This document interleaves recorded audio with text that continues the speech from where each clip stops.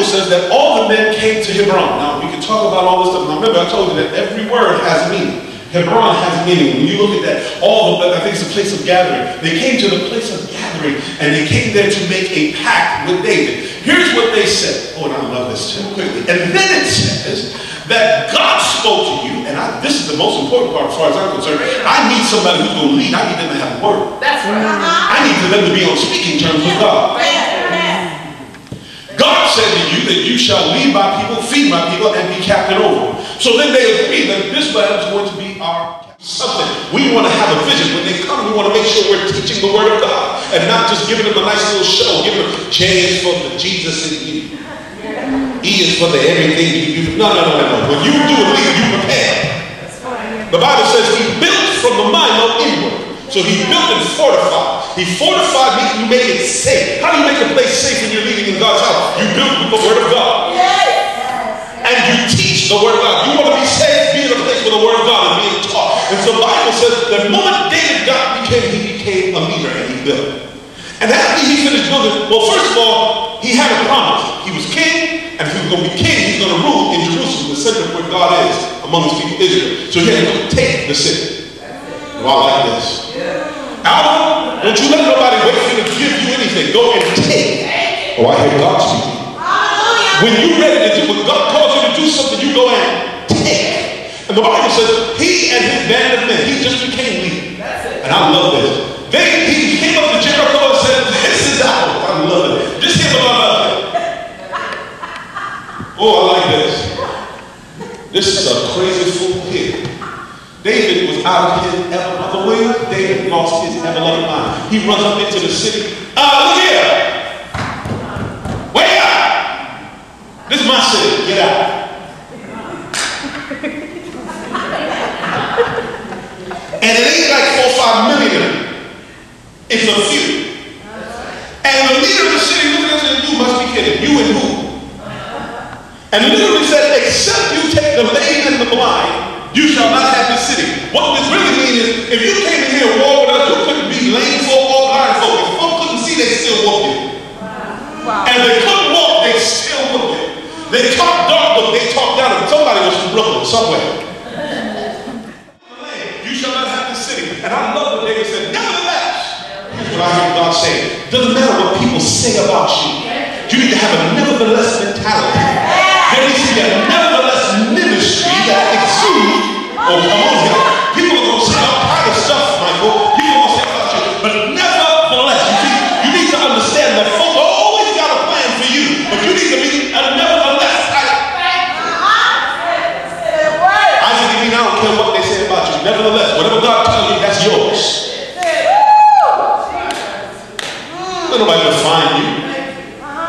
Well, by saying, well, Michael, we'd like to have you in this office here, but quite frankly, your association with Leo Cologne gives us calls, and also take it. Nevertheless, take it. Well, we don't like the college would do. Take it. Take it. And the Bible says they took it. And the moment they took the city, they began to build. And they began to build it into one place, which is really where I want to go for the text. The Bible says, all this wonderful stuff happened. He took the city, he became king over Israel. He took the city. Now I want you to look at the text, because I want to make sure y'all see, make sure that I'm not lying. Please. Because I'm running all over the place. And I could be exaggerating. But I want you to look at 17. All through verse 1 through 16, we never heard mention of the Philistine. He never went to the Philistine's house. He never called nobody's Philistine mama nothing. He didn't say nothing to him. But the moment, look at what the Bible says. When the Philistines heard,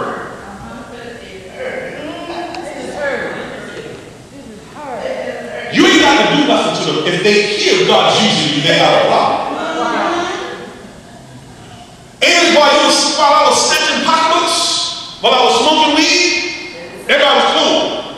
The moment I got saved, sanctified, everybody got Kenny.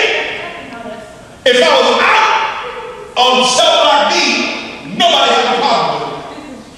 I'm where I'm supposed to be as far as they're concerned. He got some nerve in the past. Who this Negro think he is? Yo, 5, 6 years ago, come on. They start recalling stuff, you know what I'm saying? Come on here. Oh, I was going to roll with Leo. We used to smoke weed together. True. But the Lord did something. Look what the Bible says. The stuff y'all got on me, true. But I ain't asking you nothing. Look what the Bible says in verse 17. The moment the Philistines heard, they came to war with David. Pastor Allen, I want you to know that folk ain't got to have proof. They just got to hear. And they coming for it. He got some nerve in the back. Who this Negro think he is? Yo, meeting with you, can we discuss maybe you advocating the throne? I think I'd like to have you to lead her off. Could you please give back all the money that God gave you? Because we can't stand this to be blessed. You being blessed is a problem for us. Maybe we can negotiate the blessing and, the blessing reciprocal thing you got going.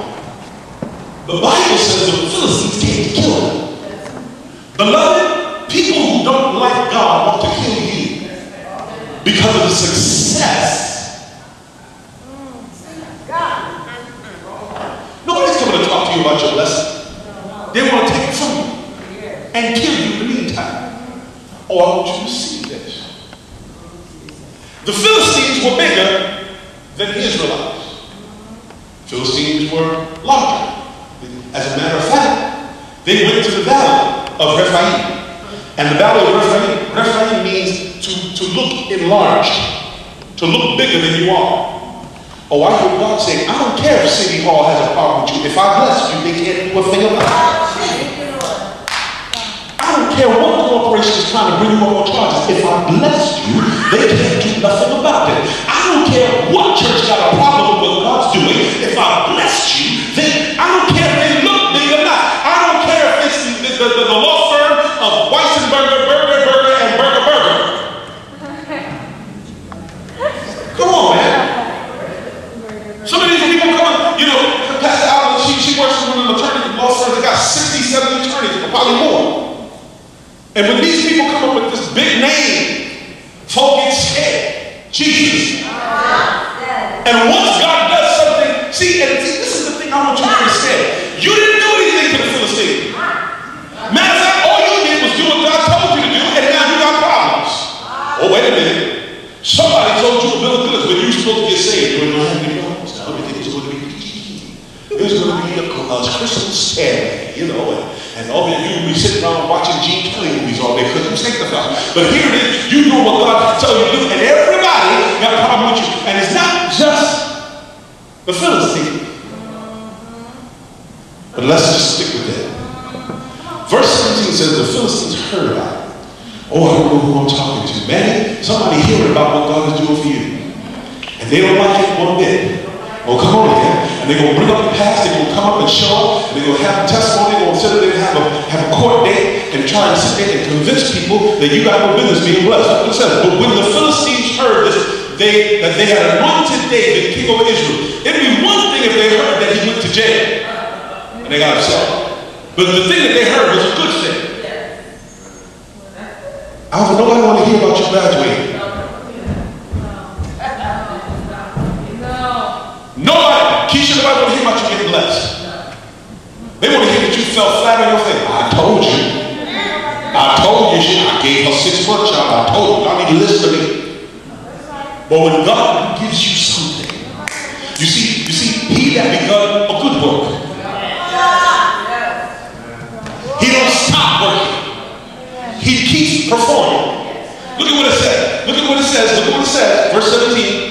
When they heard that they had gone to the king of Israel, some of the Philistines